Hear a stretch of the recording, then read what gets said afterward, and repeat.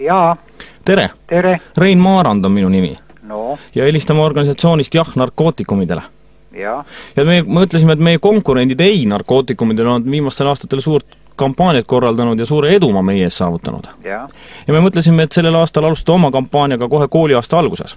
Ja põhjus, miks me helistan, on see, et küsida, et kas me tohime tulla teie kooli ja panna üles mõned plakatid ja korraldada paar temaatilist üritust. Aga selleks helistage siis 428-744. Huvijuht on seal niisuguses asjas. Pidage temaga nõu. Ahaa, teie olete direktoris, jah? Jaa. Aga meil on sellised loengu teema meil ju teada, et kuidas narkootikumid mõjuvad ja narkootikumide tähtsus tänapäeva noortekultuuris. Aga mõtlete seda õpilastele või täiskasvanutele? Ikka õpilastele. Õpilastele, jah. No võtke kõigepealt huvijuhiga Kersti Haan on tema nimi, temaga ühendust ja pidage seda nõu. Selge, ja siis selline teema ka, et kuulsad teosed, mis on loodud narkovõimas, sellised loengusarjad on kõik. No jah, kas see hästi mõjub? Kummale poole te siis nüüd propagandat teete? No meil on organisatsioon Jah narkootikumidele, me just saate ise ka aru, et tänapäeval väga paljud seda kasutavad ja see olukord on nagu üle dramatiseeritud. Jah.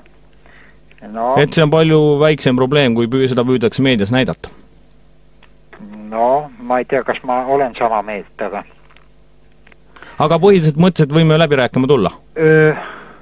No tulge kõigepealt läbi rääkima, jah. Kena, suur aitäh teile! Jah. Kõik head!